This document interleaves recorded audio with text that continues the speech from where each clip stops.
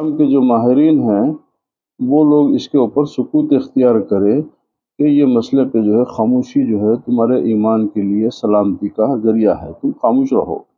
کیوں کہ تمہارے سے حشر میں یہ سوال نہیں پوچھا جائے گا، تمہارے سے حشر میں یہ سوال نہیں پوچھا جائے گا کہ ابو طالب کے ایمان کے بارے میں تمہارا عقیدہ کیا ہے، تو جو تمہارے سے تعلق ہی نہیں ہے اس کے اندر بحث کر کے اپنے ایمان کو کیوں ضائع کرتے۔ اب جو آپ کے ایمان پہ دلائل قائم کریں وہ بھی بڑے بڑے علماء ہیں، ان کے پاس بھی جو ہے بہت بڑی بڑی دلیلیں ہیں۔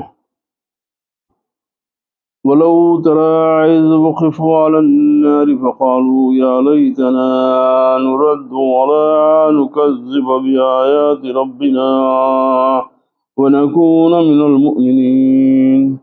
اگر آپ دیکھیں جب وہ آگ پر کھڑے کیے جائیں گے تو کہیں گے اے کاش ہم پلٹا دیے جائیں تو ہم اپنے رب کی آیتوں کو نہیں جھٹلائیں گے اور ایمان والوں میں سے ہو جائیں گے۔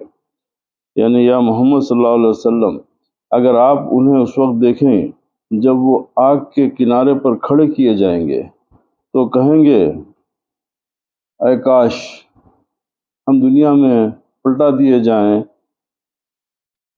یہاں پر جو ہے یہ ان کے لیے انتباہ کے لیے نا وارننگ کے لیے آیا ہے۔ تو اب ہم اپنے رب کی آیات کو کبھی نہیں جھٹلائیں گے کیونکہ عذاب آنکھوں کے سامنے دیکھیں گے۔ جب عذاب آنکھوں کے سامنے دیکھیں گے تو ان کے لیے کوئی چارہ نہیں ہوگا کہ بھئی جو انہوں کفر کرے تھے، جو شرک کرے تھے اور جو اللہ تعالیٰ کی تعلیمات سے جو ہے روگردانی کرے اور محمد رسول اللہ کی رسالت کو جھٹلائے، تو اس کا عذاب جب آنکھوں کے سامنے دیکھیں گے تو اب یہ تمنا کریں گے کہ ہم کو پھر دنیا میں ہم بھیجے جائیں اور پھر ہم اللہ تعالیٰ کی آیات پہ اس کی تمام باتوں پہ اس کے اوپر ایمان لائیں اور پھر پلٹائے جائیں، اور بہت دیر ہو گئی ہے نہیں، اور ایمان والوں میں سے ہو جائیں گے۔ اچھا جملہ اس کی وجہ سے دونوں افعال رفع کے ساتھ آئے اور جواب تمنی کے لیے دونوں افعال نصب کیے ساتھ ہیں، اور اول کا اچھا اب یہ چونکہ لغوی ہے اس لیے اس میں ہم کو پڑھنے کی ضرورت نہیں ہے۔ 70 برس تک جہنم میں پتھر کے گرتے جانے کا بیان۔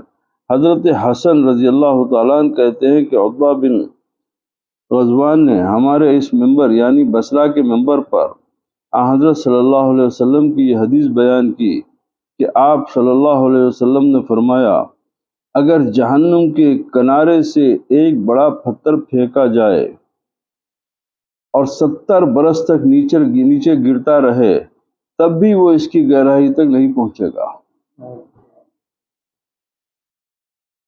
پھر عقبہ نے حضرت عمر رضی اللہ تعالیٰ عنہ کا قول نقل کیا کہ جہنم کو بکثرت یاد کرو، جہنم کو کثرت کے ساتھ یاد کرو، اس لیے کہ اس کی گرمی بہت شدید، اس کی گہرائی انتہائی بعید یعنی بہت دور، اور اس کے کوڑے حدید یعنی لوہے کے ہیں۔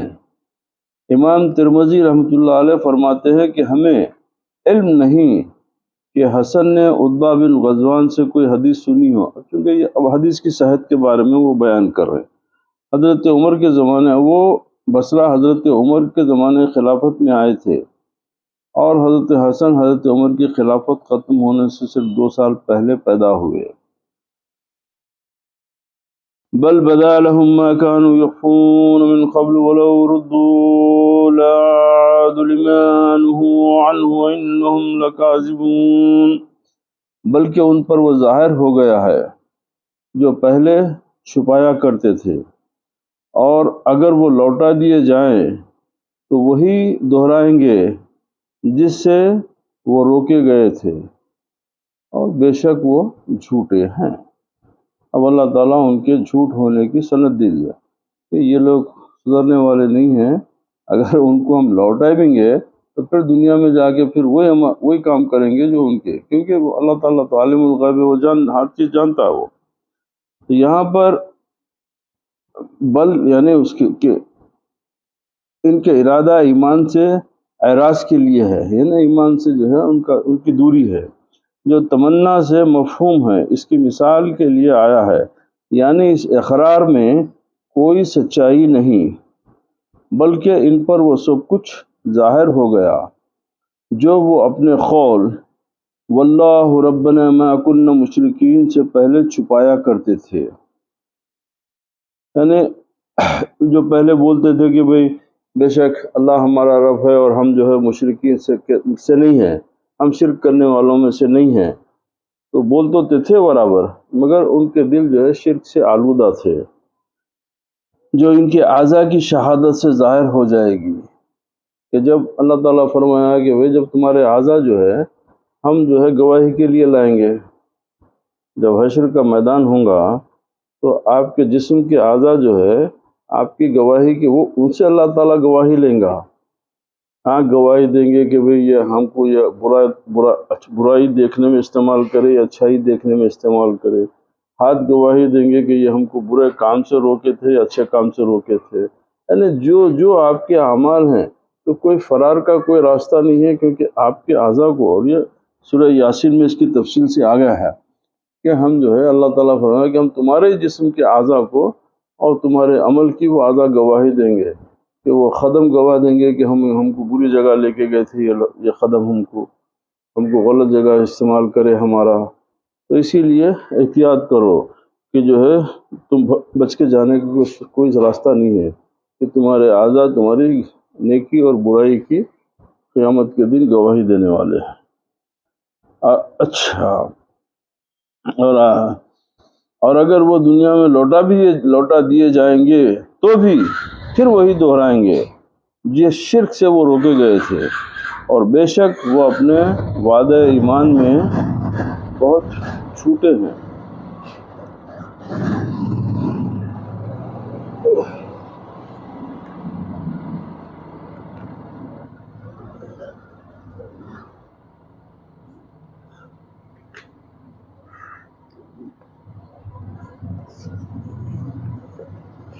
اللہ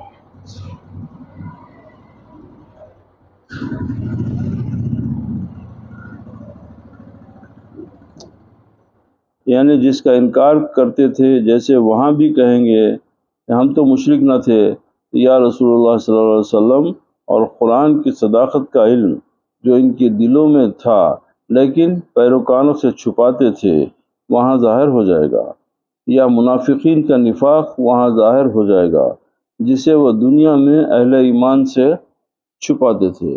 تو منافقین کیا تھے کہ ظاہر میں وہ لوگ کلمہ پڑھتے تھے، نفاق کیا ہے کہ ظاہر اور باطن میں اختلاف ہونا، کہ وہ لوگ ظاہر میں مسلمانوں کے ساتھ رہتے تھے، مسلمانوں کی صفوں میں ان کے ساتھ نماز پڑھتے اور اپنے آپ کو مسلمان ہونے کا دعویٰ کرتے اور تمام مسلمانوں کی جو مراعات ہے وہ حاصل کرتے، لیکن ان کے دل شرک سے آلودہ تھے،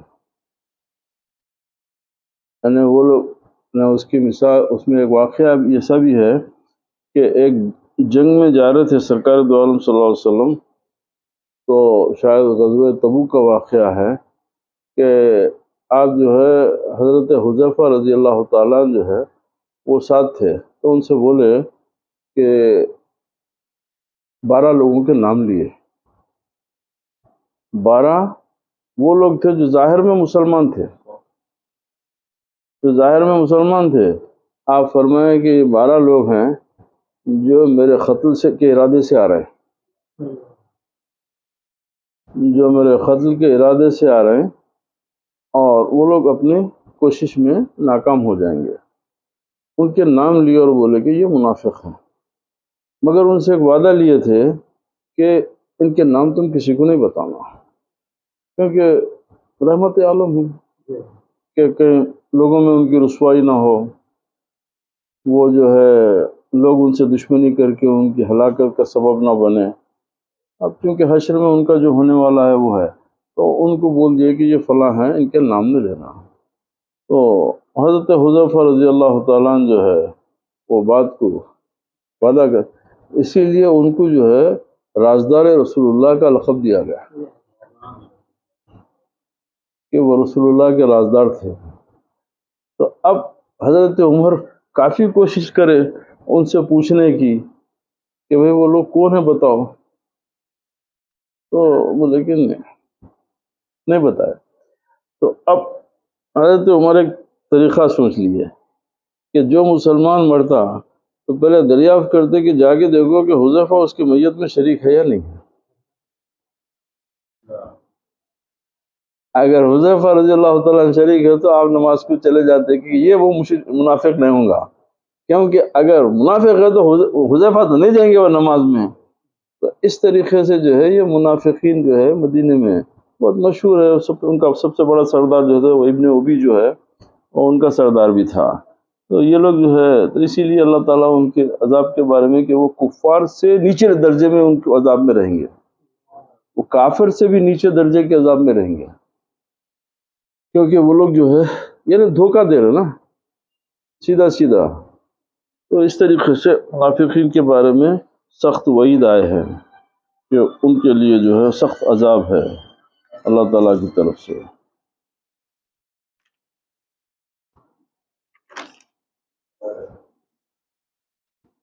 وقالوا إن هي إلا حياتنا الدنيا وما نحن بمبعوثين الحمدللہ، اور وہ کہتے رہیں گے کہ ہماری اس دنیاوی زندگی کے سوا کوئی نہیں اور ہم نہیں اٹھائے جائیں گے۔ اور وہ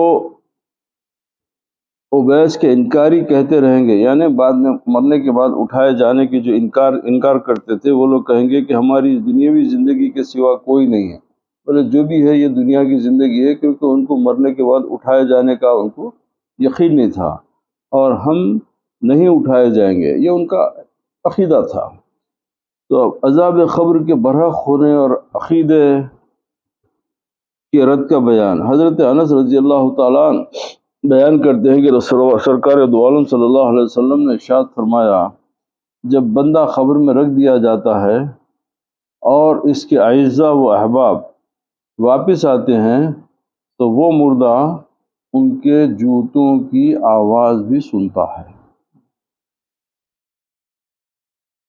اور اس کے پاس قبر میں دو فرشتے آتے ہیں اور ان کو بٹھا کر پوچھتے ہیں کہ تم اس آدمی یعنی محمد صلی اللہ علیہ وسلم کے بارے میں کیا کہتے تھے؟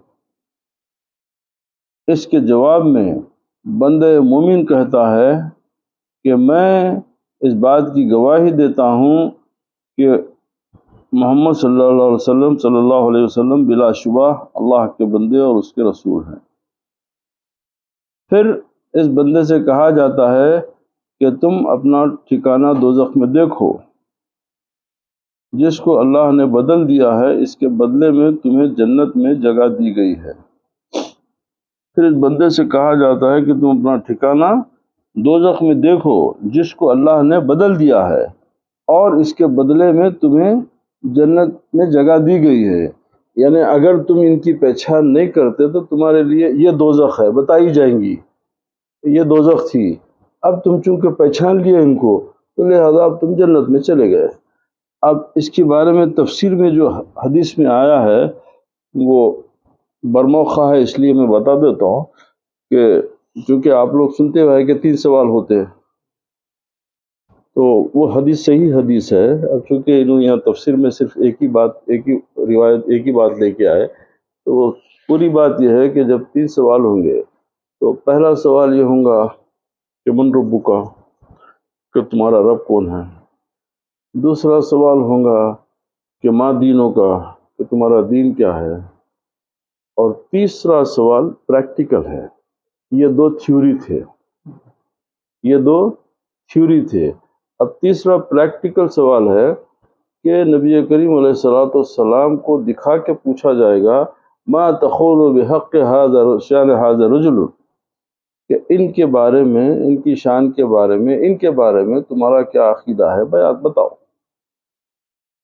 اب اس کی تفسیر میں مفسرین حدیث فرمائے کہ اگر کوئی جواب دے دے کہ من ربک کا اللہ ربی، ما دینوں کا اسلام دینی، اور تیسرے سوال میں نہیں پہچانتا تو فرشتے بولیں گے کہ تمہارے پہلے 2 سوال کے صحیح ہونے کی وجہ سے جنت کے دروازے کھول دیے گئے تھے، جنت کی کھڑکیاں کھول دی گئی تھی، مگر تمہارے تیسرے جواب کی ناکامی کی وجہ سے تم کو جو ہے دوزخ میں ڈال دیا جا رہا ہے۔ اسی طریقے سے اگر پہلے 2 سوال جب بندہ جواب نہ دے، من ربو کا نہیں معلوم، استغفر اللہ، ما دینوں کا وہ بھی نہیں، ما دخولوا بحق شان هذا رجل، بلایا یہ تو میرے سرکار ہے، ان کے لیے تو میں جیتا تھا، یہی میرا ایمان ہے، میری جان ہے۔ تو فرشتے بولیں گے کہ پہلے 2 سوال کی ناکامی کی وجہ سے دوزخ کی کھڑکیاں کھول دیے گئے تھے، مگر تیسرے سوال کی کامیابی کی وجہ سے تم کو جنت میں ڈال دیا گیا۔ یہ حدیث ہے، اس کی تشریح ہے۔ اب اس میں راز کیا ہے کہ ایک شخص رب کو پہچان لیا تو یہ ظاہر ہوا کہ چلو انہیں ایتھسٹ نہیں ہے، یعنی ملحد نہیں ہے، انہیں رب کا ماننے والا ہے، انہیں رب کا ماننے والا ہے۔ اور اگر اسلام کو پہچان لیا تو یہ پتہ چلا کہ یہ کسی نبی کا ماننے والا ہے، کیونکہ ہر نبی دین اسلام کے لیے دنیا میں تشریف لائے تھے، تو پتہ چلا کہ یہ کسی نبی کا فالوور ہے۔ مگر رسول کریم صلی اللہ علیہ وسلم کو نہیں پہچانا تو اس کا رب کا پہچاننا اور کسی نبی کا امتی ہونے سے بھی اس کو فائدہ نہیں ہونا۔ اب اس کے برعکس انہوں نے رب کو نہیں پہچانا، اس دین کو نہیں پہچانا، سرکار کو پہچان لیا، تب یہ بات ثابت ہو گئی کہ انہیں محمد کی، جب محمد صلی اللہ علیہ وسلم کو پہچانا تو محمد کے دین کو بھی جانتا، محمد کے رب کو بھی جانتا۔ اب یہاں پہ ایک سوال پیدا ہوا، اب بڑے بڑے مفسرین علماء میں جو ہے اختلاف ہوا کہ ہر مردے کی خبر میں جو ہے نبی کریم صلی اللہ علیہ وسلم تشریف لانا یہ سرکار کی شان کے خلاف ہے، مگر لفظ حاضہ کا استعمال ہوا۔ حاضہ جو ہے اسی کو بولتے ہیں کہ جو چیز آپ کے سامنے موجود ہو، کیونکہ عربی میں حاضہ بولے تو دس، اگر دور کی چیز کو ہے تو وہ دیٹ ہو جاتا، یعنی ذالکہ، تو وہ ذالکہ ہو جاتی۔ اب چونکہ لفظ حاضہ آیا تو وجود سے انکار نہیں کر سکتے، تو اب اس میں تو ایک بحث ہوئی، اور بعض لوگ بولے کہ بھئی، بعد یہ بولے کہ نہیں، بے شک حضور اکرم صلی اللہ علیہ وسلم تشریف لائیں گے، وہ مردہ جو ہے سرکار کو دیکھے گا۔ بعد یہ بولے کہ نہیں ہو سکتا کہ رسول کریم صلی اللہ علیہ وسلم کی خبر انور سے اس کی خبر تک ایک نور ہوگا جس سے وہ بندہ جو ہے رسول اللہ صلی اللہ علیہ وسلم کو دیکھے گا۔ بعد بولے کہ رسول کریم صلی اللہ علیہ وسلم کی شبیہ مبارک دکھائی جائیں گی۔ اب 3 اقوال ہیں، اور میرا ایمان یہ ہے کہ تینوں صحیح ہے، میرا اپنا عقیدہ ہے، تینوں صحیح ہے۔ کیسا؟ ہر ایک کو اس کے مرتبے کے حساب سے ہوں، ہر ایک کی اس کی ایمانی کیفیت اس کے مرتبے کے حساب سے ہوں گا۔ اس لیے کہ جب غوث پاک غریب نواز دنیا سے ہیں تو یقیناً وہ تو رسول اللہ خود ان کے لیے آئیں گے، اور جو نیک صالح مسلمان ہے تو سرکار کو نور سے دیکھے گا، اور ایک عام مسلمان ہے تو اس کے شبیہ دکھائی جائیں گے۔ تو میں سمجھتا ہوں کہ یہ تینوں روایتوں کو بھی ہم یقین کر لے سکتے کہ ہاں یہ تینوں طریقے ہیں، ہر ایک کو اس کے مرتبے کے حساب سے وہ رویت نصیب ہوں گی۔ چنانچہ وہ مردہ دونوں مقامات یعنی جنت و دوزخ کو دیکھتا ہے، اور جو مردہ منافق یا کافر ہوتا ہے اس سے بھی یہی سوال کیا جاتا ہے کہ اس شخص یعنی محمد صلی اللہ علیہ وسلم کے بارے میں تو کیا کہتا تھا؟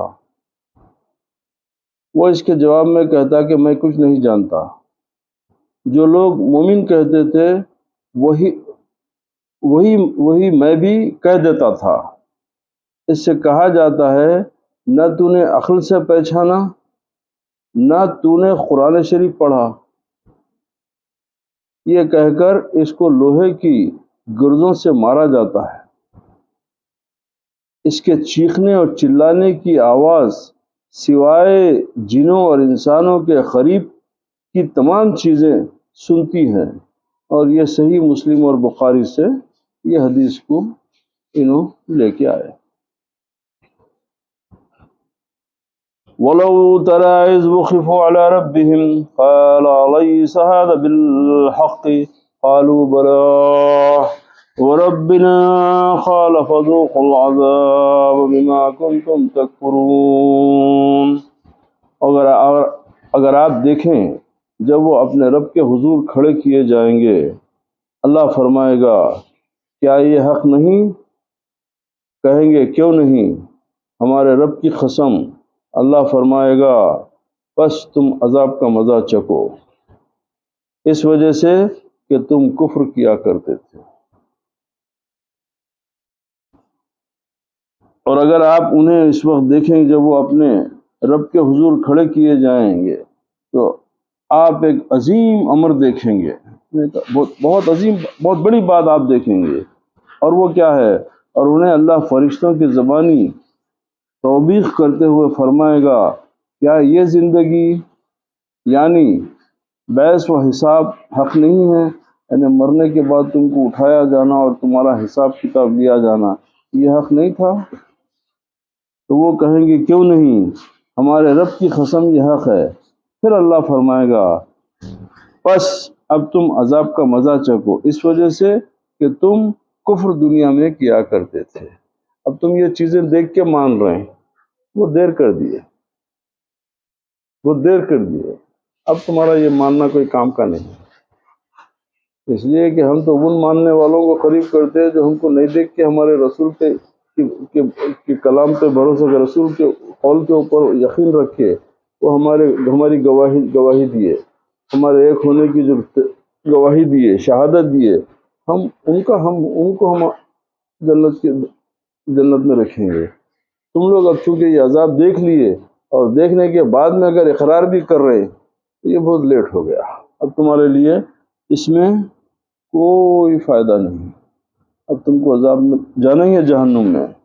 اب یہاں پہ جو ہے کسی کا اس لیے بولتے نا کہ بقول کیا ہے، احمد خان صاحب قبلہ کا ایک شعر ہے، آج لے ان کی پناہ، آج مدد مانگ ان سے، کل نہ مانے، کیا حشر میں اگر مان گیا، وہاں مانے تو کیا ہونے کا ہے، دیکھنے کے بعد تو ماننا ہی پڑے گا۔ ارے نہیں، ایمان تو یہ ہے کہ بھئی آپ یہاں پہ قبول کر لو بات، آپ اس بات کی تصدیق یہاں کرو تو پھر اس کا فائدہ آپ کو قیامت میں ملنے والا ہے، کیونکہ اللہ تعالیٰ آپ پہ ناز کرے گا کہ میرا بندہ میرے کو دیکھا بھی نہیں، میری قدرت کے مظاہرے سے بھی ناواقف تھا، میری کیفیت، میری طاقت سے بھی ناواقف تھا، مگر میرا اقرار کرتا تھا، میرے خدا ہونے پہ اس کو یقین تھا، اور اس کی جو ہے انہیں ہمیشہ اس کا ذکر کرتا تھا، میری کبریائی کا ذکر کرتا تھا۔ ٹھیک ہے واقف نہیں تھا، مگر کم سے کم اتنا ہے کہ نافرمانوں میں سے نہیں تھا۔ فرما برداری کے معیار میں ہو سکتا کمی اونچ نیچ ہو جائے، فرما برداری کا وہ لیول ہم کو نصیب نہ ہو، اللہ نصیب کرے، وہ الگ بات ہے، مگر کم سے کم یہ ہے کہ اسی لیے اب جو نماز پڑھتے تو اب وہ نماز کیسی ہے، وہ قبول ہوئی یا نہیں ہوئی، یہ حشر میں حساب کتاب ہوگا، مگر ظاہر میں آپ کے لیے یہ ہے کہ بھئی آپ فرما بردار تو ہوئے، کہ بھئی آپ پڑھ تو لیے، کہ بھئی کم سے کم نہیں سمجھے، نماز کی کیفیت سے واقف نہیں ہے، مسجد کی بلندی و مرتبے سے واقف نہیں ہے، اللہ کے گھر کی تعظیم بھی سے بھی واقف نہیں ہے آپ، مگر کم سے کم یہ ہے کہ بھئی نہیں، یہ حکم اللہ کا ہے کہ نماز پڑھنا ہے تو لہذا پڑھ لیے۔ تو اس کی مثال ایسی ہے جیسے آپ اسکول میں گئے، اٹینڈنس بیٹھ گئے کلاس میں، تو آپ کو اٹینڈنس میں تو ٹک مار دیا جائے گا نا کہ پریزنٹ بول کے، اب وہ سبق یاد نہیں رکھے، ٹیچر کیا پڑھایا آپ نہیں سنے، وہ الگ بات ہے، وہ رزلٹ میں ناکام ہو گئے وہ الگ بات ہے، مگر کم سے کم آپ جو ہے حاضری میں آپ کا نام تو آ جائے گا۔ تو اسی لیے حکم شرع یہ ہے کہ بھئی تم جو ہے کم سے کم حکم کی تعمیل، اب جس کو شوق ہے انہیں آگے بڑھنے کی کوشش کرتا، اب جس کو جستجو ہوئی تو انہیں بولتا کہ بھئی میں ذرا دیکھوں پڑھ کے، میں ذرا جان لوں، میں بھئی اتنے زمانے سے نماز پڑھو، اندھے کا اندھا ہی ہوں، تو ذرا اس میں دل لگانا شروع کرتا، اس میں جستجو کرتا، اس میں جو ہے ٹائم لگاتا، اس میں فکر کرتا، غور کرتا، تو پھر اللہ تعالیٰ اگر آپ کرم فرمایا تو اس کو کچھ ہدایت نصیب ہو جاتی۔ تو اس کے شان نزول کے بارے میں یہ بیان کیا گیا ہے کہ اخنس بن شریک اور ابو جہل بن ہشام کی آپس میں ملاقات ہوئی تو اخنس بن شریک نے ابو جہل سے کہا، اے ابو حکم، یہ ابو جہل کی کنیت تھی، اے ابو حکم، مجھے محمد صلی اللہ علیہ وسلم کے بارے میں ٹھیک ٹھیک بتلا کہ وہ سچے ہیں یا جھوٹے، کیونکہ یہاں میرے سوا تیری گفتگو اور کوئی نہیں سن رہا۔ تو ابو جہل نے اس سے کہا، اللہ کی قسم محمد سچے ہیں، کیونکہ انہوں نے اس سے گارنٹی یہ دی ہے کہ بھائی تیری بات صرف میں سن رہا ہوں، کوئی دوسرا نہیں سن رہا، تو بول دے تیرے دل میں کیا ہے۔ تو بولا کہ اللہ کی قسم محمد سچے ہیں، انہوں نے کبھی جھوٹ نہیں بولا، لیکن مسئلہ یہ ہے کہ جب بنو خسی، یعنی ایک قبیلہ تھا، بنو خسی جھنڈا، حجاج کرام کو پانی پلانا، بیت اللہ کی دربانی کرنا اور مشاورت اور نبوت سب کچھ ہی لے گئے، تو پھر بقیہ قریش کے لیے کیا بچے گا؟ اس پر اللہ نے یہ آیت نازل فرمائی۔ اب صرف بغض اس لیے تھا کہ یہ کعبۃ اللہ کے تمام خدمات جو ہے وہ بنو ہاشم کے ہاتھ میں آ گئی، تو اب دوسرے قریش کے قبیلوں کو کیا ملا؟ تو بغض کی وجہ سے، بات حق ہوتے ہوئے بھی جہنم میں جانا پڑا اس کو، صرف بغض کی وجہ سے۔ اور بغض یہ ہے کہ بھئی وہ نعمتیں ان کے نصیب میں آئیں، میرے نصیب میں نہیں آئیں۔ ابو میسرہ کہتے ہیں کہ رسول کریم صلی اللہ علیہ وسلم ابو جہل اور اس کے ساتھیوں کے پاس سے گزرے تو انہوں نے کہا، اے محمد صلی اللہ علیہ وسلم، اللہ کی قسم ہم قطعاً آپ کو جھوٹا نہیں کہتے، آپ تو ہمارے پاس یقیناً سچے ہیں، بلکہ ہم تو اس چیز کی تکذیب کرتے ہیں جو آپ ہمارے پاس لائے ہیں، یعنی قرآن۔ بولے آپ سچے ہیں، ہم اس بات کی گواہی دیتے، مگر ہم آپ کے قرآن کے اوپر یقین نہیں کرتے، آپ جو کتاب لے کے آئے وہ کتاب کے اوپر ہم کو یقین نہیں ہے، تو ہم جو ہے اس چیز کو جھٹلا رہے، ورنہ آپ سچے ہیں۔ اس پر یہ آیت نازل ہوئی، وَإِنَّهُمْ لَا يُكَذِّبُونَكَ وَلَٰكِنَّ الظَّالِمِينَ بِآيَاتِ اللَّهِ يَجْحَدُونَ، مگر یہ تمہاری تکذیب نہیں کرتے بلکہ ظالم خدا کی آیتوں سے انکار کرتے ہیں۔ اور مقاتل بزرگ کا نام ہے، کہتے ہیں کہ یہ آیت حارث بن عامر بن نوفل بن عبد مناف بن قصی بن کلاب کے متعلق نازل ہوئی۔ یہ علانیہ طور پر تو رسول کریم صلی اللہ علیہ وسلم کی تکذیب، یعنی آپ کو جھٹلاتا تھا، لیکن جب اپنے گھر والوں کے ساتھ تنہائی میں ہوتا تو کہتا کہ محمد صلی اللہ علیہ وسلم جھوٹ بولنے والوں میں سے نہیں ہے، میں تو انہیں سچائی سمجھتا ہوں۔ تو اس پر اللہ تعالیٰ نے یہ آیت کریمہ نازل فرمائی۔ اب یہاں پر اہل دوزخ کی غذا کا بیان بھی آ گیا کہ اہل دوزخ کیا کھائیں گے۔ حضرت ابن عباس رضی اللہ تعالیٰ عنہ سے روایت ہے کہ رسول خدا صلی اللہ علیہ وسلم نے یہ آیت پڑھی اور اس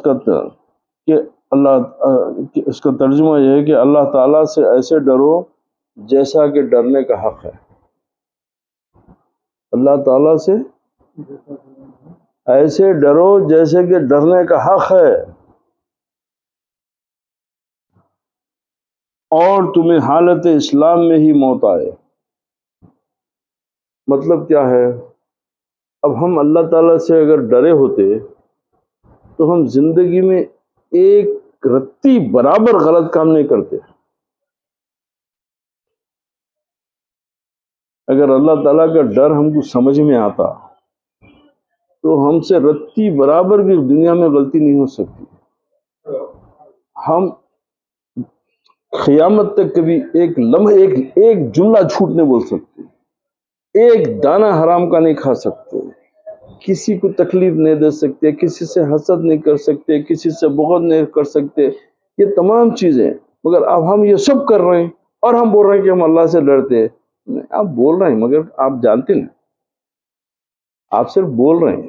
ڈرنے والے ایسے نہیں ہوتے، جو اللہ سے ڈرنے والے ہیں وہ اللہ تعالیٰ کے عذاب کو اپنی آنکھوں کے سامنے دیکھتے اور اللہ تعالیٰ کے معاملات کو یہ یقین رکھتے کہ ہمارے ہر عمل کے اوپر اللہ تعالیٰ ہماری پکڑ کرنے والا ہے، اس لیے کہ اللہ بولا مثقال ذرۃ خیر یرا اور مثقال ذرۃ شر یرا، تمہاری رتی برابر نیکی اور تمہاری رتی برابر برائی کا میں حساب لینے والا۔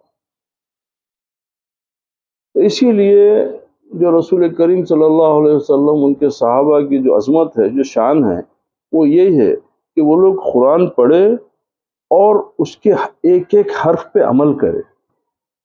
ہم قرآن پڑھتے مگر عمل نہیں کرتے، اس لیے کہ ہمارے روزمرہ کے حالات ویسے ہی ہیں۔ ہم کسی کو جھوٹ بول دینا، کسی سے دھوکہ دے دینا، کسی سے حسد کرنا، کسی کی غیبت کرنا، کسی کو تکلیف پہنچانا، کسی کا دل آزاری کرنا، یہ ہمارا روزمرہ مشغلہ ہے۔ اگر خدا سے ڈرنے والا ہوتا تو نہیں کرتا۔ خدا سے ڈرنے والا کوئی ایسی حرکت نہیں کر سکتا جس سے خدا ناراض ہو۔ تو اصل بندگی وہ ہے کہ جب تم بول رہے کہ بھئی مثال کے طور پہ آپ ایک شخص کو بول رہے ہیں کہ تم بڑے ہیں، اس کے بعد میں آپ اس کی بڑائی تسلیم نہیں کر رہے، بول رہے ہیں تم بڑے ہیں مگر اس کی بڑائی تسلیم نہیں کر رہے، تو ہمارا ایمان ویسے ہی ہے کہ ہم بول تو رہے کہ اللہ بہت بڑا ہے، اللہ تعالیٰ قادر مطلق ہے، اللہ تعالیٰ یوم جزا کا مالک ہے، اللہ تعالیٰ حساب کتاب کرنے والا ہے، سب ہے، تو پھر ڈر کیوں نہیں ہے؟ غلط عمل کی طرف تمہارے قدم کیسا بڑھ رہے ہیں؟ کسی کو تکلیف دینا، کسی کی دل آزاری کرنا، کسی سے جھوٹ بولنا، ایک لقمہ حرام کھانا، تم تصور کیسا کرے؟ کیونکہ تم کو ڈر ہے تمہارا یہ حساب ہونے والا ہے۔ تو اسی طریقے سے اولیاء اللہ اس لیے اللہ کے دوست ہوئے کہ وہ لوگ ان باتوں کے اوپر عمل کرے، ان باتوں کے اوپر 100% عمل کرے، 99% بھی نہیں، 100% عمل کرے، تو پھر اللہ تعالیٰ ان سے محبت کر کے بولا یہ میرا دوست ہے۔ کیوں کہ انہیں دوستی بھی کرتا، محبت بھی کرتا۔ تو اسی لیے ایمان کی تفصیل میں حدیث میں ہے کہ ایمان کیا ہے؟ الایمان بین الخوف والرجاء، کہ ایمان جو ہے خوف اور امید کے درمیان کا نام ہے۔ ایمان خوف اور امید کے درمیان کی جو کیفیت ہے اس کا نام ایمان ہے۔ کیا مطلب؟ کہ میں گناہوں کا خوف اللہ سے، نیکیوں کی امید اللہ سے، کہ میں اللہ میرے گناہ کی پکڑ مت کر، اللہ تعالیٰ میرے گناہوں کو تو معاف کر دے، تو کرم فرما دے، معاف کر دے میرے مولا۔ تو یہ خوف اور امید ہے کہ میرا مولا رحیم و کریم ہے، غفور و رحیم ہے، میرا مولا میرے کو میری معاف کر دیں گا، میں امید ہے میرے مولا سے میرے کو۔ تو یہ اس کا نام ایمان ہے۔ تو دونوں چیزیں ہیں، ایسا نہیں کہ بھئی اللہ کی محبت میں ہو کہ بے خوف ہو جانا، نہیں، پھر یا تو جو ہے چھوڑ کے تو بیجا امید رکھنا بھی ایمان کے خلاف ہے، اور بیجا کیونکہ خوف بھی رہنا ایمان بھی۔ تو خوف سے مطلب یہ نہیں ہے کہ ڈرو، نہیں، ڈر اس بات کا کہ میرے عمل کی پوچھ نہ ہو قیامت میں، کیونکہ جب پوچھا جائے گا تو وہاں تو کوئی مسئلہ نہیں، سب تو حساب کتاب کھلا رہے گا، تو لہذا اس چیز سے ڈرو اور امید رکھو کہ وہ غفور و رحیم ہے، تمہاری توبہ قبول کرے گا، تمہارے گناہوں کو معاف کرے گا۔ تو کیا بولے کہ اللہ ڈرو جیسا کہ ڈرنے کا حق ہے، اور تمہیں حالت اسلام میں ہی میں موت آئے۔ رسول اللہ صلی اللہ علیہ وسلم نے فرمایا اگر زخم کا ایک قطرہ بھی دنیا میں ٹپکا دیا جائے، یعنی جو دوزخ کی جو غذا ہے اس میں ایک اس کا نام ہے، بولے اس کا ایک قطرہ بھی دنیا میں ٹپکا دیا جائے تو دنیا والوں کے لیے ان کی زندگی برباد کر دے گا۔ پھر ان لوگوں کا کیا حال ہوگا جن کی غذا ہی یہی ہوگی؟ یعنی اہل دوزخ کی غذا کیا ہے؟ تو اس کے بارے میں کہ جو ان کو غذا دیا جائے گی، بولے اس کا اگر ایک قطرہ دنیا میں ٹپکا دیا جائے تو دنیا والوں کے لیے ان کی زندگی برباد کر دے گا۔ ایک خطرہ دنیا کو تباہ کر دے گا اور وہ ان کو کھلائی جائے گی وہاں سے۔ تو اب عذاب کی کیفیت اندازہ کر لیجئے آپ. تو بے فکر بھی نہیں ہو جانا خدا کی ذات سے، مایوس بھی نہیں ہونا. امید بھی خدا سے ہے کہ تو ہی میرا مالک ہے، تو ہی معاف کرنے والا ہے، تو ہی کرم کرنے والا ہے. مگر یہ نہیں کہ میں گناہ، دیکھیے بعض لوگ کیا کرتے کہ گناہ کر لیے، توبہ کر لیے. یعنی بہت سارے لوگ ہمارے شہر حیدرآباد میں ہیں، میں جانتا ہوں بعض لوگوں کو. وہ لوگ کوئی حدیث سن لیا کہ بھائی رمضان کے مہینے میں ایک عمرہ کرے تو سال بھر کے گناہ معاف ہو جاتے ہیں. تو وہ لوگ سال بھر سود خوری کے کاروبار کرتے، رمضان میں جا کے عمرہ کر کے آ کے بولتے ہیں ہم پاک ہو گئے، پھر شروع کرتے ہیں، پھر سال بھر تک کرتے ہیں. یہ سخت ترین مذاق ہے اللہ سے، ان کے لیے سخت عذاب ہے. توبہ کا مطلب یہ نہیں ہے کہ آپ توبہ کریں اور پھر دوبارہ پھر وہ گناہ نہیں. توبہ کا مطلب یہ ہے کہ جب آپ اللہ تعالیٰ سے کسی عمل کی توبہ کریں گے تو پھر قیامت تک وہ عمل کو دہرائیں گے نہیں. ورنہ توبہ کر رہے ہیں پھر کر رہے ہیں تو مطلب یہ ہے کہ تم اللہ سے ٹھٹی کر رہے ہیں، مذاق کر رہے ہیں، دل لگی کر رہے ہیں اللہ تعالیٰ کے ساتھ. توبہ ایسی ہوتی کیا؟ توبہ کا یہ نہیں ہے، یہ ہماری عادت بن گئی. توبہ کا تعلق تمہارے دل سے ہے کہ تم اللہ سے دل سے رجوع ہو کے اللہ تعالیٰ سے بول رہے ہیں کہ پروردگار میرے یہ گناہ کو معاف کر دے میرے مولا، اور میں انشاءاللہ میں مرے تک جو ہے میں گناہ کی طرف نہیں دیکھوں گا، اس کی طرف رخ نہیں کروں گا. تو گناہ توبہ وہ ہے کہ جس بات کے لیے توبہ کی جاتی اس کے اوپر مرے تک اس پہ قائم رہنا ہے. یہ نہیں ہے کہ ہم توبہ کریں پھر دوبارہ گناہ کر رہے، پھر توبہ کر رہے، پھر گناہ کر رہے. یہ ٹھٹا اور مذاق ہے اللہ سے، اور اس کی سخت ترین وعید آئی ہے اس کے بارے میں کہ جو ہے ان کے لیے بہت بڑا نقصان ہے. قد خسر الذين كذبوا بلقاء الله حتى إذا جاءتهم الساعة بغتة قالوا يا حسرتنا على ما فرطنا فيها وهم يحملون أوزارهم على ظهورهم على ساء ما يزرون.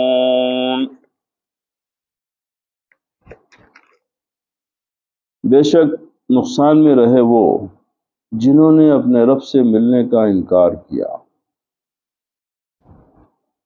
انہیں اب جو آخرت پہ ایمان ہی نہیں رہا تو وہ لوگ نقصان میں ہیں، کیونکہ ہم اللہ تعالیٰ آخرت کے بارے میں بار بار قرآن شریف میں فرمایا کہ تمہارے لیے آخرت بہتر جگہ ہے، تمہارے لیے بہت اچھی جگہ ہے، اور پھر ہمیشہ باقی رہنے والی جگہ ہے. یہ تمام چیزوں کا تذکرہ قرآن پاک میں آ گیا. اس کے بعد میں بھی اگر آپ آخرت پہ ایمان نہیں لائے اور آپ اپنے اٹھائے جانے پہ اس پہ حساب کتاب پہ اگر آپ کو یقین نہیں ہے تو پھر آپ بڑے نقصان میں ہیں. یہاں تک کہ جب ان پر قیامت اچانک آ گئی بولے ہائے افسوس ہمارا اس پر کہ اس کے ماننے میں ہم نے تقصیر کی یعنی کوتاہی کی، اور وہ اپنے بوجھ اپنی پیٹھ پر لادے ہوئے ہیں. ارے کتنا برا بوجھ اٹھائے ہوئے ہیں، اب بھگتو سزا. اب ہمارا تمام تر معاملات کیا ہے؟ ہم لوگ آخرت پہ ایمان تو رکھتے ہیں مگر یقین سے ہمارا کوئی تعلق نہیں. اس لیے کہ اب یہ اولیاء اللہ کی یہ شان کیوں ہوتی، یہ صحابہ کی، یہ اولیاء کی یہ شان عظمت کیوں ہے کہ وہ لوگ وہ آخرت کے اوپر بھروسہ ایمان کامل رکھے، یقین کامل رکھے. کیونکہ اللہ تعالیٰ فرما دیا کہ آخرت خیر و ابقا، یہ آخرت اولا، یعنی آخرت بہت اچھی چیز ہے، بڑی نعمتیں ہیں، ہمیشہ باقی رہنے والی. اب ہم چونکہ دیکھے نہیں لہذا ہم بولتے کہ بھائی جو بھی ہے دنیا میں دے دے. اب ہماری جنت سب کچھ دنیا ہو گئی، دنیا میں فائدہ ہو گیا تو اللہ ہے، نقصان ہوا تو اللہ نہیں دیکھ رہا، استغفر اللہ. یہ ہمارے ایمان کی کیفیت ہے. جہاں ہماری دعا قبول ہونے میں کوئی تاخیر ہوئی تو ہم اللہ کو دور کر دیے، کام ہو گیا تو اللہ قریب ہو گیا، نہیں ہوا تو دور ہو گیا. تو ویسا یہ ہمارے درمیان یہ ہمارے ایمان کی کیفیت ہو گئی. مگر جس کو آخرت پہ ایمان رہتا تو انہیں جو ہے اس کے ایمان میں کبھی تزلزل نہیں آتا، کبھی فرق نہیں پڑتا ہو. اس کے اوپر ایک واقعہ سرکار پیران پیر غوث اعظم دستگیر رضی اللہ تعالیٰ عنہ کا مشہور ہے کہ آپ بیٹھے ہوئے تھے کہ ایک شخص آیا آگے بولا کہ حضور وہ آپ کی کشتی جو سامان لے کے آ رہی تھی وہ ڈوب گئی۔ الحمدللہ۔ پھر بولا کہ نہیں، وہ اطلاع غلط تھی، وہ جو کشتی ڈوبی وہ دوسروں کی تھی، آپ کی کشتی صحیح سلامت ہے۔ الحمدللہ۔ نقصان پہ بھی الحمدللہ، فائدے پہ بھی الحمدللہ۔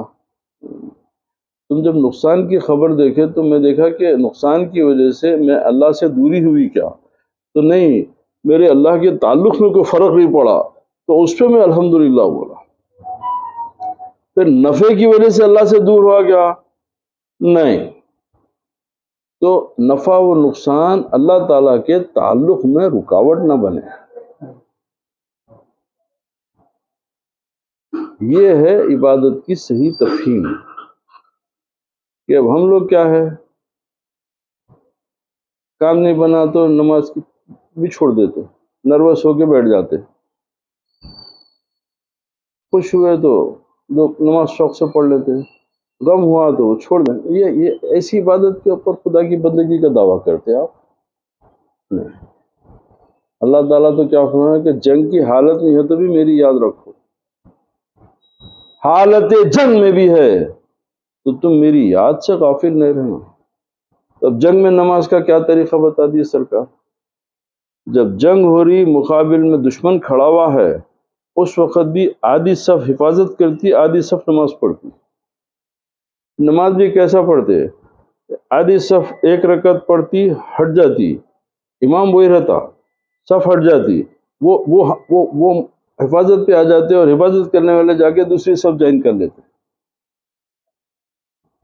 تو یہ تو اللہ تعالیٰ اپنی یاد کو اس طریقے سے مضبوطی سے قائم رکھنے کی ہدایت فرمایا کہ تم میری یاد سے غافل نہیں ہونا۔ تو اب ہم لوگ جو ہے بہت دور ہو چکے ہیں۔ اب ہمارا تمام تر اللہ تعالیٰ کے یعنی بعد وقت تو نادانی میں ہم ایسے ایسے جملے، بس اللہ کرم اپنے کرم سے معاف کرے ہم کو، یعنی ہم لوگ زبان سے جہالت میں، نادانی میں ایسے جملے ہماری زبان سے نکل جاتے کہ کیا وہ اتنے زمانے سے کر رہے ہیں، اللہ دیکھ رہا ہی نہیں، استغفر اللہ، اللہ کو بہرا بنا دیا۔ کبھی بولے اللہ میری دعائیں نہیں سن رہا، اللہ کو یعنی کبھی اندھا کبھی بہرا، استغفر اللہ۔ یعنی یہ کام کر کے آپ کیا اللہ کی دوستی حاصل کریں گے؟ اللہ کی دوستی ہے کہ جو ہوا تیری طرف سے، جو ہوا تیری طرف سے۔ کیوں؟ تیرے در کو چھوڑ کے جاؤں کہاں پہ میں؟ تیرے سوا کون ہے میرا رب؟ بھوکا بھی ہوں تو تو ہی میرا رب ہے، پیٹ بھرا بھی تو تو ہی میرا رب ہے، میں امیر بھی ہوا تو تو میرا رب ہے، غریب بھی ہوا تو تو ہی میرا رب ہے۔ تو لہذا اچھا یہ ہے کہ تیرے در پہ پڑے رہتے ہیں، کرم کرنا کر دے، نہیں بھی کرا تو پڑے رہوں گا، کیوں کہ تیرے فیصلے پہ میرے کو انگلی اٹھانے کی اجازت نہیں ہے۔ میرے کو بندگی کے یہ طریقہ سکھایا گیا کہ میرے آقا محمد عربی صلی اللہ علیہ وسلم کہ تم اپنے رب سے ہمیشہ اس سے اچھے خلوص نیت کے ساتھ اس کے دروازے پہ کھڑے رہو۔ اب ہمارے کو ہم فائدے اور نقصان سے اللہ تعالیٰ کی کیفیت کو پہچان رہے ہیں، تو یہ بڑے نقصان کا سودا ہے۔ تو اب اس کے بارے میں کفار کا پشتوں پر بدصورت و بدبودار اعمال کو اٹھائے ہونے کا بیان۔ تب کیا بولے کہ بے شک نقصان میں رہے وہ جنہوں نے بعثت یعنی بعد میں اٹھائے جانے کے ساتھ اپنے رب سے ملنے کا انکار کیا کہ میں اٹھایا جاؤں گا، پھر اللہ تعالیٰ کا دیدار، حشر میں اللہ تعالیٰ سے معاملہ ہوں گا، اس سب سے انکار۔ یہاں تک کہ جب ان پر قیامت اچانک آ گئی، یہاں پر حتیٰ ان کی تکذیب کی انتہا کے لیے آیا ہے، یعنی انہوں جو جھٹلاتے تھے اس کے جو ہے اس کی لمٹ بتا رہا اللہ تھا، تو وہ بولے ہائے افسوس۔ حسرت سے مراد تکلیف کی شدت ہے، یعنی اب حسرت کر رہے ہیں، اب تکلیف اتنی ہے کہ عذاب جہنم دیکھ رہے ہیں، سامنے دوزخ دیکھ رہے ہیں کہ اس کے اندر جانا ہے، اس کے اندر کی غذا کھانا ہے، تو اب جب اگر آپ اقرار کریں تو کیا فائدہ ہوا؟ تو نہیں، نقصان میں ہے۔ تو جب تکلیف کی شدت اظہار کر رہے ہیں، اور ان کا ندا کرنا یہ مجازی طور پہ ہے۔ اب وہاں پہ جو ہے گڑ گڑانا، بولنا کہ اللہ ہم کو دوبارہ بھیج دیا تو ہم تیری عبادت کریں گے، ہم ایمان لائیں گے، یہ تمام چیزیں جو ہے اب بہت دیر ہو گئی۔ یعنی تیرا وقت آ گیا ہے، لہذا تو آ جا ہماری اس حالت پر، کیونکہ دنیا میں ماننے میں ہم نے تقصیر کی، یعنی دنیا میں اگر یہ بات ہم ماننے میں ہمارے سے کوتاہی ہوئی، اور وہ اپنے بوجھ اپنے پیٹھ پر لادے ہوئے ہیں، لا لیا نا، یہ توشہ لے کے آئے۔ توشہ آخرت کیا ہوتا؟ اعمال۔ نہ آپ کی دولت آپ کے ساتھ جائیں گی، نہ آپ کا باپ، نہ بیٹا، کوئی آپ کے ساتھ نہیں جائیں گے۔ آپ قیامت میں تنہا رہیں گے۔ اب آپ کے ساتھ کون رہیں گا؟ آپ کے اعمال۔ اب وہ جب کھولا جائیں گا تو اس میں اچھا رہا تو اچھا ہے، نہیں رہا تو نقصان ہے۔ تو لہذا بولتے کہ بھئی سب سے بڑی چیز ہے آپ اپنے عمل کا توشہ ساتھ رکھو، کہ عمل ایسے کرو جس سے آپ کا رب آپ سے خوش ہو۔ اب ہماری یہ تمام چیزیں کیا ہے کہ ہم آخرت کو نہیں جاننے کی وجہ سے، آخرت سنتے، صدق اللہ العظیم یہ بھی بولتے، مگر ہم اس کے اوپر یقین نہیں رکھتے۔ اور اس کو سمجھنے کے واسطے میں بہت اچھا نسخہ آپ کو دے دیتا ہوں، اور یہ میرا اپنا دریافت کیا ہوا نسخہ ہے، اور بڑا کام کا نسخہ ہے۔ میں آپ سے آخرت کو سمجھنے کے واسطے بے قرآن حدیث بے انتہا پڑھے ہوئے ہیں۔ آخرت ہے، یہ تمہارے لیے، یہ جنت ہے، یہ ہے، اس میں یہ محلات ہے، یہ ہیرے جواہرات کے محل ہیں، یہ حورے ہیں، یہ میوے ہیں، ایسی شاندار میوے ہیں تمہارے لیے کھانے کے لیے، اور پھر جو تم طلب کرو دیا جائے گا۔ ما یدعونا، تم مانگو لے لو۔ ایسا نہیں کہ ہم تم کو الاٹ کر دیں گے، نہیں تم یہ کھانا، نہیں۔ اب تم جنت میں آ گئے، تم جو چاہے مانگو، تم جو کھانا چاہے کھاؤ، جو میوہ تم پسند کرتے تم کو دے دیا جائے گا۔ اللہ تعالیٰ وعدہ کرا ہے قرآن شریف میں تم سے۔ تو اب یہ تمام چیزوں کے اوپر بھروسہ نہیں ہے ہمارے کو، سب پڑھ رہے ہیں، بھروسہ ہوتا تو تب اس کو بھروسہ کیسا ہونا، اس کے لیے میں آپ کو نسخہ بتا دیتا ہوں۔ آپ صبح اٹھے، برش کر لیے، دل بولا کہ چلو چائے پئیں گے، جا کے دیکھے تو نہ شکر ہے، نہ پتی ہے، نہ دودھ ہے، جیب میں ہاتھ ڈالے تو پیسہ بھی نہیں ہے۔ اب نہ چائے پینے کے لیے پیسے ہیں، نہ بسکٹ کھانے کے لیے پیسے ہیں، نہ گھر میں چاول ہے، نہ دال ہے، نہ روٹی ہے، نہ کچھ نہیں ہے۔ کیا نہیں ہے؟ بالکل خلاص ہے، آپ کے پاس کچھ نہیں ہے۔ اب آپ بیٹھے ہوئے انتظار میں، صبح سے دوپہر ہو گئی، دوپہر سے شام گزر گئی، اب اتفاق سے آپ کا ایک عزیز دوست آ گیا، آ کے بولا میں بھائی میرے کو اطلاع ملی تمہاری حالت کی، مگر ایسے وقت میں اطلاع ملی کہ اس وقت میرے پاس بھی کچھ بھی نہیں ہے، میرے پاس اس وقت کچھ نہیں ہے، مگر میں تم سے وعدہ کر رہا ہوں کل صبح میں تمہارے کو 10,000 1,00,000 2,00,000 جو بھی ہے میں تم کو صبح میں لا کے دے دوں گا یہ پیسے۔ تو آپ اپنے تجربے سے بتائیے کہ ایک دوست کے یقین دلانے کے اوپر آپ صبح تک زندہ رہتے یا مر جاتے؟ بتائیے۔ 1-2 گلاس پانی اور پی کے 4 گلاس پانی اور پی لیتے، انتظار کرتے کہ بھئی اب چند گھنٹے ہیں نا بھائی، چند گھنٹے گزر گئے تو اس کے بعد میں تو اللہ کے کرم سے جو ہے پیسے آ گئے، تو جو ہے سب غلہ اللہ سب آ جائیں گا میرے کچن میں۔ یہ بھی نہیں جانتے کہ وہ دوست صبح تک زندہ رہتا یا نہیں رہتا، مگر دوست ہے تو اس کی بات کے اوپر آپ بھروسہ کر کے صبح تک آرام سے جو ہے پانی پی کے انتظار میں بیٹھے رہتے نا۔ تو یار ایک دوست کی زبان پہ بھروسہ کر کے رات بھر زندہ رہ سکتے، تو خدا کے اس کے اوپر بھروسہ کر کے کیوں نہیں بیٹھ سکتے؟ خدا بولا نا تم کو آخرت میں اتنی نعمتیں دے رہا ہوں میں، تمہارے لیے اتنی نعمتیں ہیں وہاں پہ بول کے، تو وہ بھروسہ کیوں نہیں ہے تمہارے کو؟ تو پھر تو ایمان والے ہیں نہیں۔ ہم کو یقین کرنا چاہیے کہ بے شک میرا رب میرے لیے بہتر سے بہتر معاملہ کریں گا۔ اگر میں رب کا وفادار رہوں گا، اس کا اطاعت گزار، اس کی اطاعت، اس کے رسول کی اطاعت میں زندگی گزاروں گا، تو میرے لیے بھی یہ نعمت ہے۔ تو اسی لیے سب سے بڑی چیز یہ ہے کہ آخرت، جب آپ آخرت پہ ایمان آپ کا ہو گیا تو اللہ کی قسم ہے یہ دنیا آپ کے سامنے اتنی ہو جاتی ہے۔ کیوں؟ تجربے کی بات بتا رہا ہوں۔ کل آپ کو پتا چلا کہ کل صبح میں آپ کو وہ فلاں ڈیل کے 10 لاکھ روپے ملنے والے ہیں، تو یقین مانیے آپ 25,000 روپے دوستوں کو بریانی کھلا دینے میں دیر نہیں کرتے آپ۔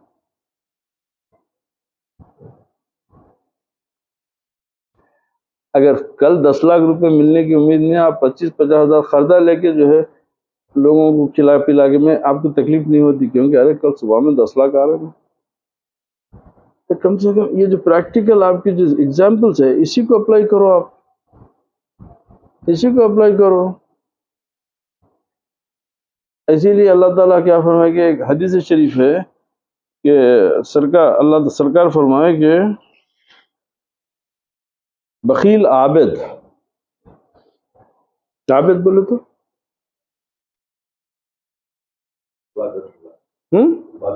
عبادت گزار، بخیل عابد، بخیل عبادت گزار شیطان کا دوست۔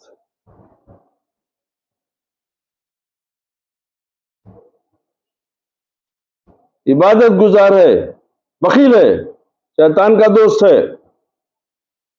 سخی گناہگار اللہ کا دوست ہے۔ گناہگار ہے، سخی ہے، اللہ کا دوست۔ یہ حدیث شریف۔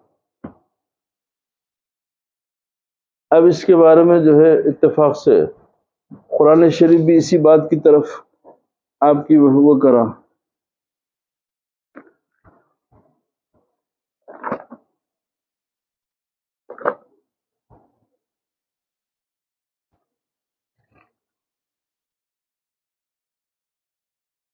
اب یہ سورہ محمد کی آخری آیت ہے۔ إن يسألكمها فيحفكم تبخلوا ويخرج أضغانكم ها أنتم هؤلاء تدعون لتنفقوا في سبيل الله ومنكم من يبخل فإنما يبخل عن نفسه والله الغني وأنتم الفقراء وإن تتولوا يستبدل قوما غيركم ثم لا يكونوا أمثالكم۔ کیا مطلب؟ اگر انہیں تم سے طلب کرے تم بخل کرو گے، یعنی کنجوسی کرو گے، تم کنجوسی کرو گے، اور وہ بخل اور وہ کنجوسی تمہارے دلوں کے میل ظاہر کر دے گی، تمہارے دلوں کے میل ظاہر کر دے گی۔ ہاں یہ جو تم بلائے جاتے ہو کہ اللہ کی راہ میں خرچ کرو، تو تم میں کوئی بخل کرتا ہے، تم میں کوئی کنجوسی کرتا ہے، اور جو کنجوسی کرے وہ اپنی ہی جان پر کنجوسی کر رہا ہے، وہ اپنے ہی جان پر بخل کرتا ہے، اور اللہ بے نیاز ہے، اللہ بے نیاز ہے، اور تم سب محتاج ہو۔ اور اگر تم منہ پھیرو یعنی تم بخیلی سے دور نہیں جاؤ گے، اگر تم بخیلی کرنا نہیں چھوڑو گے تو وہ تمہارے سوا اور لوگ بدل دے گا۔ اب یہاں پہ یہ ہے کہ وہ ایک دوسری قوم کو لائے گا، اور پھر وہ کیا ہے، پھر وہ تم جیسے نہ ہوں گے۔ کتنا بڑا عذاب ہے یہ بخیلی۔ اب ظاہر میں اس کی چھوٹی تفسیر کیا ہے؟ عبادت گزار ہے، بخیل ہے، تو کئی کی عبادت کر رہا ہے، اس فطر کو خدا پہ بھروسہ ہی نہیں ہے۔ تو بخیل کا مطلب کیا ہوتا کہ اس کو خدا پہ بھروسہ نہیں ہوتا، انہیں خوف کھاتا کہ یہ خرچ ہو گیا تو کل کیسا ہوں گا۔ اللہ تعالیٰ فرماتا کہ تو میرے کو خدا جانتا، تو میرے کو قادر مطلق جانتا، تو میرے کو رزاق بولتا، اور تو میرے پہ بھروسہ نہیں ہے کہ میں تیرے کو اٹھایا تو کھلاؤں گا، اور تو عبادت کی بات کرتا؟ نہیں، ایسی عبادت میرے لیے ضروری نہیں ہے۔ اب گناہ گار ہے مگر سخی ہے، تو سخی کی شان یہ ہے کہ خدا پہ بھروسہ کرتا ہوں۔ سخی کی سب سے بڑی شان ہے کہ لڑو جان دو، کیا ہے مولا ہے کل دیتا، تو اللہ تعالیٰ کو وہ ادا پسند آتی ہے۔ تو مطلب کیا ہوا مطلب یہ ہوا کہ سخی عابد بنو. تو سخاوت کی یہ شان ہوتی کہ ہم یہ سمجھتے کہ ہم فلاں کی مدد کریں، یہ تمہارے نصیب میں اللہ نیکی لکھا، اس لیے تم سے وہ کروایا، اس لیے کہ تم نہیں کرتے کسی اور سے کروا دیتا،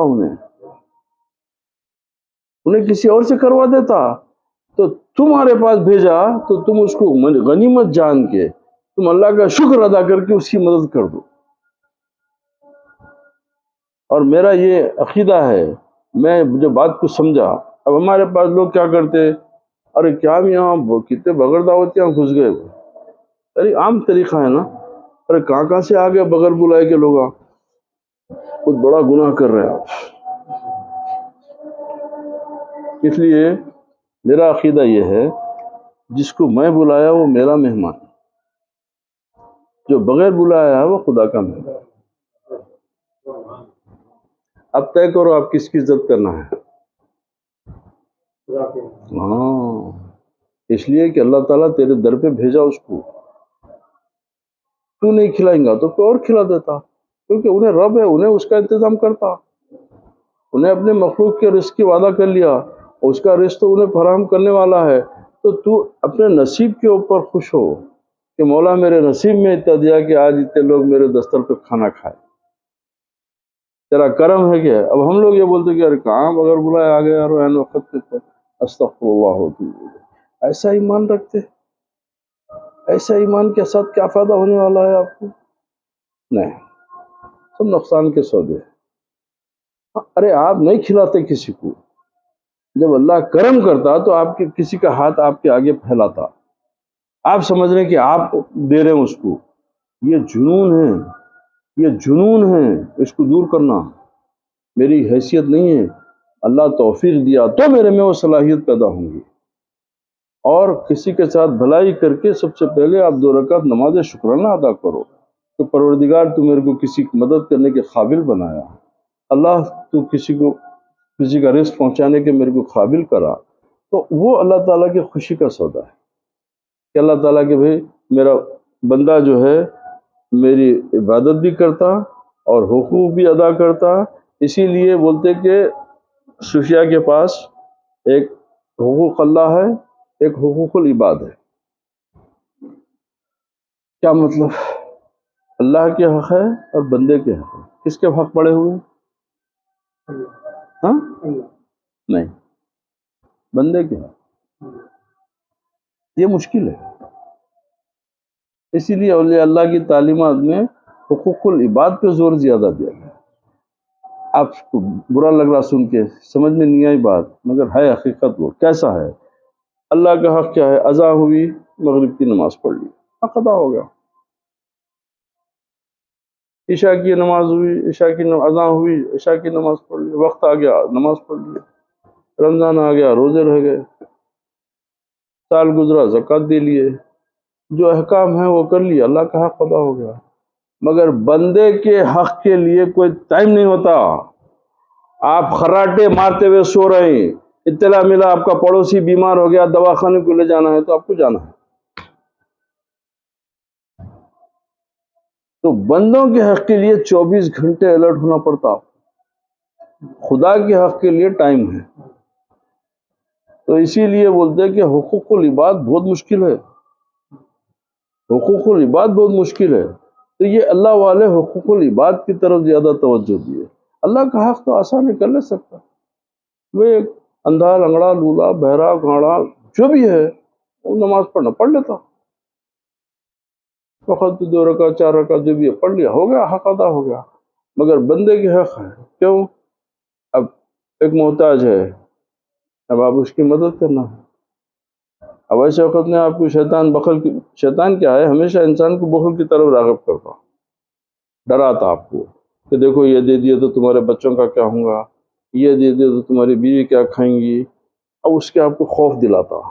تو ہم لوگ جو ہے اس کی مثال زندہ بتا رہا ہوں میں آپ جا رہے ہیں راستے میں کہ ارے بھائی میں بھوکا ہوں، میرے کو کچھ دے دو. بولے آپ کے دل میں آتا ہے کہ 100 روپے دے دو. آپ 2 سیکنڈ دیری کرو، 50 ہو جاتے. اب 1 منٹ دیری کرو 20 ہو جاتے. کیوں کہ جیسا وہ دینے میں دیری ہو، کیوں کہ شیطان کی طرف ارے کیا کر رہا ہے اتنے کیا دے رہا، بولتے اچھا بول کے نوٹ چھوٹی ہو جاتی ہے. کیونکہ شیطان ہمیشہ آپ کو خدا کو ناراض کرنے کی ترکیبیں سکھاتے رہتا. تو اسی لیے خیرات کے معاملے میں جو پہلے دماغ میں جو بات آ گئی اس پہ عمل کر لو. 10 بولے 10 دے دو، 20 آئے دے 20 دے دو، 100 آیا تو 100 دے دو. اور یہ ایسا سودا ہے کہ اس میں نقصان نہیں ہے، اس لیے کہ اللہ تعالیٰ وعدہ فرمایا اور عشرہ امثال ہو ویسے 10، میں ویسے 10 دوں گا، ویسے 10 دوں گا تیرے کو، یہ اللہ کا وعدہ. اب یہ قرآن میں ہے کہ ویسے 10، اب اس کی تفسیر میں آیا کہ وہ کئی لاکھ بھی ہو سکتے کیونکہ وہ اللہ کے 10 ہے. بعض روایتوں میں 7 لاکھ ہے، بعض روایتوں میں 70 لاکھ بھی ہے. تبھی چلو 10 کچھ پکڑو تو کیا پرسنٹیج ہوتا معلوم آپ کو؟ You are very poor in mathematics. 1 کا 10 1000% ہوتا، 1 کا 100%، 1 کا 100% ہوا، 1 کا 10 1000%. یہ کون کر رہا وعدہ؟ اللہ تعالیٰ. بھروسہ کہاں ہے آپ کو؟ وہ بینک کا مینیجر لکھ کے دیا کہ بھائی you deposited 5 lakh rupees at the rate of so and so for the period so and so بولے تو اس کو قرآن سے زیادہ حفاظت میں رکھ کے لیا کے کاغذ کو. اور وہ دستخط کرنے والا راملو تھا، پیٹر تھا، کون تھا، کافر ہے، زانی ہے، شراب خور ہے، کون ہے وہ نہیں معلوم، مگر اس وہ کاغذ کو آپ قرآن سے زیادہ اہمیت سے رکھتے. اور قرآن شریف میں اللہ بول رہا میں تیرے کو اطاعت دیتا ہوں، آپ اس کو اٹھا کے عمل نہیں کر رہے ہیں. اب یہ ایمان کے اوپر آپ کو کیا فائدہ ہونے والا ہے؟ یہ ایمان سے آپ کو فائدہ کیا ہونے والا ہے؟ ان اپنے کرم سے پال رہا، بس کوئی احسان ہے اس کا. کافروں کو بھی پال رہا، گناہ گار بھی پال رہے، میں بھی پال رہا ہوں.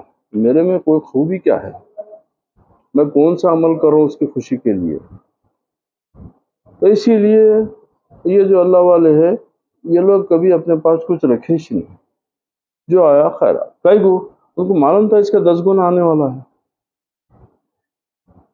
اس کا 10 گنا آنے والا ہے. اس کے اوپر میں اپنے والد سے ایک روایت سنا تھا کہ جب جو ہے بی بی فاطمہ رضی اللہ تعالیٰ نے حضرت علی سے خواہش کرے میری طبیعت چاہ رہی کہ انار کھانا، تو سیدنا علی زندگی میں کبھی آپ 1 دینار رکھ کے کبھی گھر میں سوئے نہیں،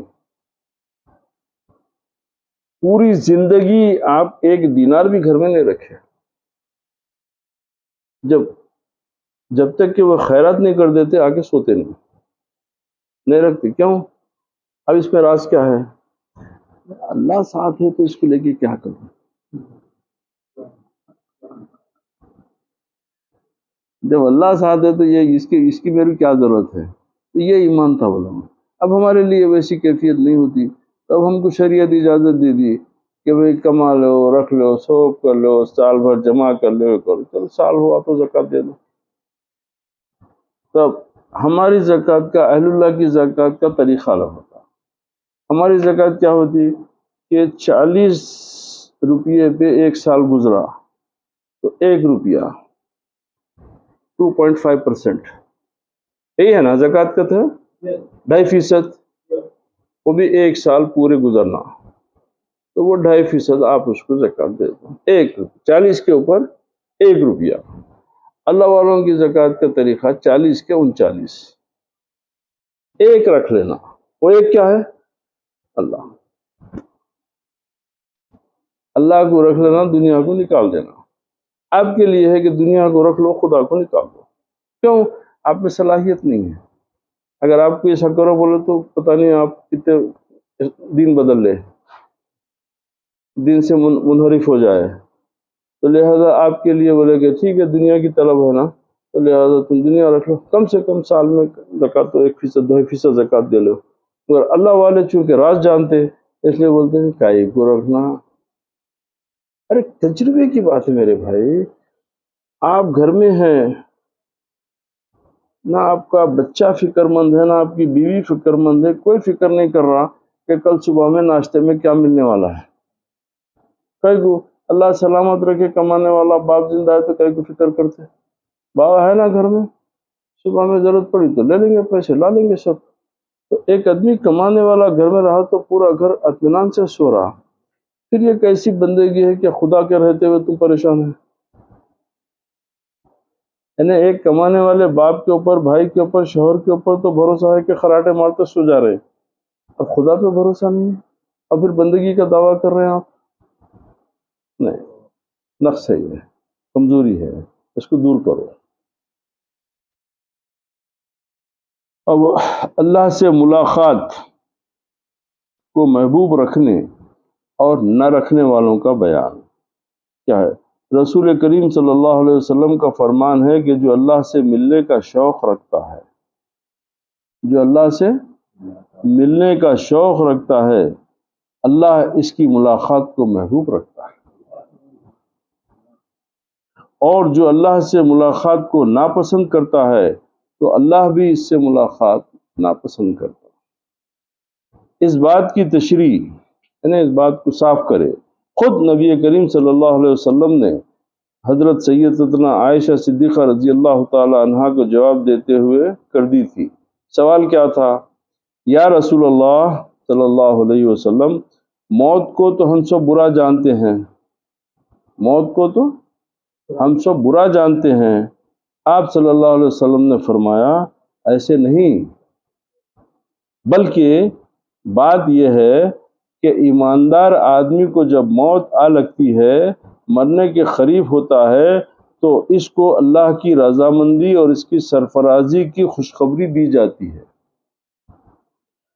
وہ اس وقت ان باتوں سے زیادہ جو آگے اس کو ملنے والی ہیں کوئی بات پسند نہیں کرتا، اور اللہ سے ملنے کی جلد آرزو کرتا ہے. اور جب کافر کو موت آنے لگتی ہے تو اسے عذاب اور سزا کی خبر دی جاتی ہے، پس وہ اسے یہ آگے والی صورتحال انتہائی ناپسند ہوتی ہے. اور جب کافر کو پس چنانچہ وہ اللہ سے ملاقات کو پسند نہیں کرتا، اور اللہ بھی اس سے ملنا پسند نہیں کرتا. شریح بن بانی ام المومنین سیدتنا عائشہ صدیقہ رضی اللہ تعالیٰ عنہ کے پاس آئے اور کہا، اے ام المومنین، میں نے ابو ہریرہ رضی اللہ تعالیٰ عنہ سے یہ ایک حدیث سنی ہے، اگر وہ حدیث ایسی ہی ہے تو ہم ہلاک ہو گئے. سیدہ عائشہ صدیقہ رضی اللہ تعالیٰ نے جواب دیا، رسول اللہ صلی اللہ علیہ وسلم کی بات سے ہلاک ہونے والا ہی حقیقت میں ہلاک ہونے والا ہے. اگر تو رسول کریم صلی اللہ علیہ وسلم کی بات کو ان کے حکم سے یہ سمجھتا ہے کہ تو ہلاک ہونے والا ہے تو یقیناً تو ہلاک ہونے والا ہے. اگر تیرے کو رسول کی بات سے تکلیف ہے تو جہنم میں جانے والا ہے. رسول سے محبت کرنے والا تو رسول کی ہر بات کو سراخوں پہ رکھ کے اس کو تسلیم کرنے والا ہوتا. اگر ان سے بات سے تکلیف ہوئے تو ہلاک ہونے والا ہے. بات کیا ہے؟ کہا ابو ہریرہ رضی اللہ تعالیٰ عنہ کہتے ہیں، رسول اللہ صلی اللہ علیہ وسلم نے فرمایا، جو اللہ کی ملاقات کو پسند کرتا ہے اللہ اس کی ملاقات کو پسند کرتا ہے، اور جو اللہ سے ملنے کو ناپسند کرتا ہے اللہ اس کی ملاقات کو ناپسند کرتا ہے. شریح نے جو راوی ہے، شریح ان کا نام ہے، کہا ہم میں سے ہر ایک موت کو مکروہ سمجھتا ہے. ہم تو موت کو مکروہ سمجھتے ہیں، بڑی تکلیف دہ چیز ہے نا بھائی. تو حضرت عائشہ صدیقہ رضی اللہ تعالیٰ نے جواب دیا، یہ بات حضرت صلی اللہ علیہ وسلم ہی کی ہے، مگر جس کی طرف تو گیا ہے وہ اس سے مراد نہیں. اس کا مطلب یہ ہے کہ جب نظر موت کی وجہ سے ایک جگہ جم جائے اور سینہ غرغرانا شروع ہو جائے اور جلد کے بال کھڑے ہو جائیں اور انگلیاں اکڑ جائیں، تو اس وقت جو اللہ کی ملاقات کو پسند کرتا ہے اللہ اس کے ملنے کو پسند کرتا ہے، اور جو اللہ سے ملاقات کو ناپسند کرتا ہے تو اللہ بھی اس سے ملاقات کو ناپسند کرتا ہے. یہ بخاری شریف کی حدیث ہے. کافر کی لاش سے تعفن و بدبو آنے کا بیان. کہ کافر کی لاش سے بدبو آتی ہے۔ کیوں؟ حضرت صدی فرماتے ہیں کہ جو بھی ظالم شخص قبر میں جاتا ہے، اس کی لاش کے قبر میں پہنچتے ہی ایک شخص اس کے پاس جاتا ہے، سخت بدصورت، سخت بدبودار، سخت میلے اور قابل نفرت لباس والا، یہ اسے دیکھتے ہی کہتا ہے تو بڑا ہی بدصورت ہے، بدبودار ہے۔ یہ کہتا ہے تیرے اعمال ایسے ہی گندے تھے۔ وہ کہتا ہے تیرا لباس نہایت متعفن یعنی بدبودار ہے۔ یہ کہتا ہے تیرے اعمال ایسے ہی ہے، قابل نفرت تھے۔ وہ کہتا ہے اچھا بتا تو صحیح اے منحوس تو کون ہے؟ یہ کہتا ہے تیرے عمل کا مجسمہ، میں تیرے عمل کا مجسمہ ہوں۔ اب یہ اس کے ساتھ ہی رہتا ہے اور اس کے لیے عذابوں کے ساتھ ہی ایک عذاب ہوتا ہے۔ جب قیامت کے دن یہ اپنی قبر سے چلے گا تو یہ کہے گا ٹھہر جاؤ، دنیا نے تو میری رسوائی لی ہے، اب میں تیری سواری لوں گا۔ چنانچہ وہ اس پر سوار ہو جاتا ہے اور اسے مارتا پیٹتا ذلت کے ساتھ جانوروں کی طرح ہنکاتا ہوا جہنم میں پہنچاتا ہے۔ وآخر دعوانا الحمد للہ رب العالمین، والصلاة والسلام علی سید الانبیاء والمرسلین وعلی آلہ واصحابہ الطیبین الطاہرین برحمتک یا ارحم الراحمین۔